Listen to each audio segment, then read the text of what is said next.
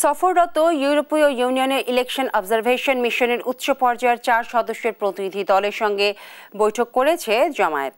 রোববার দুপুরে রাজধানী বসুন্ধরায় জামায়াতে আমিরের কার্যালয়ে এই বৈঠক অনুষ্ঠিত হয়। পরে সাংবাদিকদের দলটির সেক্রেটারি জেনারেল মিয়া গোলাম পারোয়ার জানান, ইইউ প্রতিনিধি দল জানিয়েছে 64 জেলাতেই তারা নির্বাচন পর্যবেক্ষণ করবে। শুধু পর্যবেক্ষণ নয়, নির্বাচন সুষ্ঠু ও নিরপেক্ষ করতে সহযোগিতা চেয়েছে জামায়াতের আমির। জুলাই সনদের ভিত্তিতে ফেব্রুয়ারিতেই নির্বাচন চাওয়ার কথা জানান তিনি বলেন, ক্ষমতায় গেলে সামাজিক ন্যায় বিচার নিশ্চিত করা হবে। পক্ষ থেকে এদেশের ইলেকশনগুলো বিশেষভাবে মনিটর করা হচ্ছে, সেই ইতিহাস ওনারা তুলে ধরেছেন।